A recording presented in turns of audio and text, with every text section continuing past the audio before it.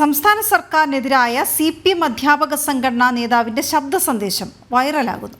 ലോക്സഭാ തെരഞ്ഞെടുപ്പിൽ തോറ്റു തുന്നം പാടിയിട്ടും പഠിക്കുന്നില്ല എന്നാണ് വിമർശനം.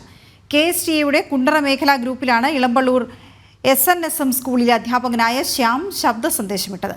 ശനിയാഴ്ച പ്രവൃത്തി ദിനമാക്കിയ വിഷയത്തിൽ സർക്കാർ ചർച്ചയ്ക്ക് തയ്യാറാകാത്തതിൽ പ്രതിഷേധിച്ചായിരുന്നു സന്ദേശം. ലോക്സഭാ തെരഞ്ഞെടുപ്പിന് മൊത്തം തോറ്റ് ഉന്നമ്പാടി ഇരിക്കുന്ന സമയത്ത് അടുത്ത പരിപാടി തുടർഭരണം നമ്മളെ മത്ത് പിടിപ്പിക്കും.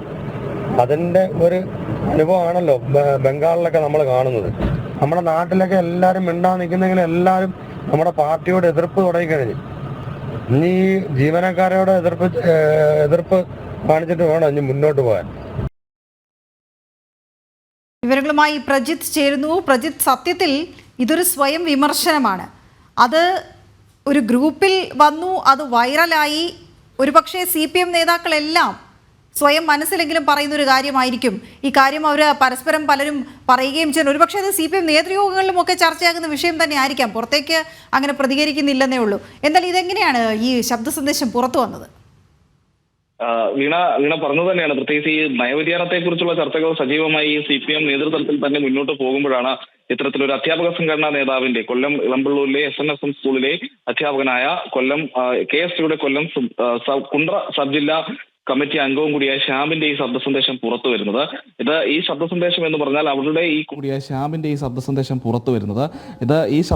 എന്ന് പറഞ്ഞാൽ അവരുടെ ഈ കുണ്ട്രയിലെ ഒരു KSTയുടെ ഒരു ഗ്രൂപ്പിൽ ആണ് ഇത് പോസ്റ്റ് ചെയ്തത്. അത് പിന്നീട് മറ്റ് ഗ്രൂപ്പുകളിലേക്ക് പടർന്നു തുടങ്ങി, മറ്റ് അധ്യാപക സംഘടനകളുടെ ഗ്രൂപ്പുകളിലേക്ക് ചെന്നു. പിന്നീട് ഇപ്പോൾ അധ്യാപകരുമായി ബന്ധപ്പെട്ടുള്ള സംസ്ഥാനത്തെ ഏതാണ്ട് എല്ലാ വാട്സാപ്പ് ഗ്രൂപ്പുകളിലും ഈ ശബ്ദ സന്ദേശം ഇങ്ങനെ പടർന്ന് കളിക്കുന്നുണ്ട്. എന്തായാലും അതിൽ ഏറ്റവും ശ്രദ്ധേയമായ കാര്യം ഈ സംസ്ഥാന സർക്കാരിനെതിരെയുള്ള കൃത്യമായ വിമർശനം CPMന്റെ ഒരു പ്രധാനപ്പെട്ട സംഘടനയുടെ ഒരു നേതാവിൽ നിന്ന് തന്നെ വരുന്നു. നമ്മൾ മനസ്സിലാക്കുന്ന മറ്റൊരു കാര്യം, അത് ഉറപ്പിക്കാൻ കഴിഞ്ഞിട്ടില്ല. ഈ ശ്യാം എന്ന് പറയുന്ന അദ്ദേഹം ഒരു ലോക്കൽ കമ്മിറ്റി അംഗം കൂടിയാണ് എന്നുള്ളതാണ് നമുക്ക് പ്രാഥമികമായി മനസ്സിലാക്കാൻ കഴിയുന്നത്.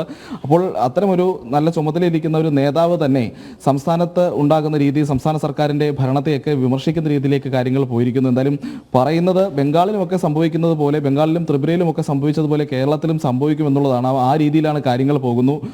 ചില വാക്കുകളൊക്കെ ഉപയോഗിച്ച് അദ്ദേഹം വളരെ മൂപ്പിലാന്മാരെന്നൊക്കെയാണ് അദ്ദേഹം ഉപയോഗിച്ചിരിക്കുന്നത്. കാരണം അത്രയധികം പ്രായമുള്ള ആളുകൾ ഇരിക്കുന്നു, അവർ താഴെ തട്ടിലുള്ള പ്രവർത്തകരെ ഇതിലൊന്നും സംഘടനാ സംവിധാനങ്ങളിലേക്ക് അടുപ്പിക്കുന്നില്ല, അവർക്ക് ചുമതലകൾ നൽകുന്നില്ല തുടങ്ങിയിട്ടുള്ള വിമർശനങ്ങളുണ്ട്. ഈ ലോക്സഭാ തെരഞ്ഞെടുപ്പിൽ തോറ്റു തുന്നം പാടിയിട്ടും നമ്മൾ പഠിക്കുന്നില്ല എന്നുള്ളൊരു ലൈനിലാണ് അദ്ദേഹം പറയുന്നത്. പ്രത്യേകിച്ച് ഈ ശനിയാഴ്ച പ്രവൃത്തി ദിവസമാക്കിയതുമായി ബന്ധപ്പെട്ട് കഴിഞ്ഞ ശനിയാഴ്ച അധ്യാപക സംഘടനകൾ, പ്രത്യേകിച്ച് പ്രതിപക്ഷ അധ്യാപക സംഘടനകൾ കൂട്ടത്തോടെ അവധിയെടുത്ത് പ്രതിഷേധിച്ചിരുന്നു. ഇതിൽ ഈ അധ്യാപകൻ പറയുന്നത് KSTയുടെ അംഗങ്ങൾ പോലും ആ ദിവസം ഈ രീതിയിൽ ഈ പറഞ്ഞ രീതിയിൽ പ്രവൃത്തി ദിവസം ആക്കിയതിനെതിരെ ഒരു പ്രതിഷേധം എന്ന രീതിയിൽ ആ ദിവസം സർവീസിൽ നിന്ന് വിട്ടുനിന്നു എന്നുള്ളതാണ്. അങ്ങനെ സർക്കാർ ഈ സമരമൊക്കെ പൊളിഞ്ഞു പോയി, അല്ലെങ്കിൽ ശിവൻകുട്ടി അടക്കം പറഞ്ഞത് അധ്യാപകർ ഈ സമരത്തോട് സഹകരിച്ചില്ല എന്നുള്ളതാണ്. അപ്പോൾ അങ്ങനെ ഒരു വാദം സർക്കാരിന്റെ ഭാഗത്ത് നിലനിൽക്കുമ്പോഴാണ് ഈ KSTയുടെ അധ്യാപക സംഘടനാ നേതാവ് തന്നെ പറയുന്നത് തങ്ങളുടെ പ്രവർത്തകർ പോലും ഈ സമരത്തിന്റെ ഭാഗവാക്കായി എന്നുള്ളത്. അപ്പോൾ സംസ്ഥാന സർക്കാരിനെതിരെ അത്രയധികം വലിയ രോഷം അധ്യാപകർക്ക് നിലനിൽക്കുന്നു ഈ 220 ദിവസം പ്രവൃത്തി ദിനമാക്കിയ വിഷയത്തിൽ. അപ്പോൾ നിലവിലത്തെ സാഹചര്യത്തിൽ എല്ലാവരും പാർട്ടിയെ വെറുത്തുകൊണ്ടിരിക്കുകയാണ്. പ്രാദേശിക തലത്തിലടക്കം പാർട്ടിയെ പലരും വെറുത്തിരിക്കുന്നു. അപ്പോൾ അധ്യാപകരെ കൂടി ജീവനക്കാരെ കൂടി ഇങ്ങനെ വെറുപ്പിക്കണോ, അവർ വെറുപ്പിന്റെ ഭാഗത്തേക്ക് ആക്കണോ എന്ന രീതിയിൽ അദ്ദേഹം പാർട്ടി അംഗവും ഭാരവാഹിയൊക്കെയാണ് എങ്കിൽ CPMന്റെ ഒരു രീതി വെച്ച് അദ്ദേഹത്തിനെതിരെ നടപടി എടുക്കുകയായിരിക്കും ചെയ്യുക. അതിനേക്കാൾ ഉപരി ഇതൊരു വിമർശനാത്മകമായ കാര്യമായി സ്വീകരിച്ചുകൊണ്ട് തിരുത്തൽ നടപടികളിലേക്ക് പോയാൽ അത്രയും നന്നാകുമെന്ന് നമുക്ക് മാറി നിന്ന് പറയാനും കഴിയും.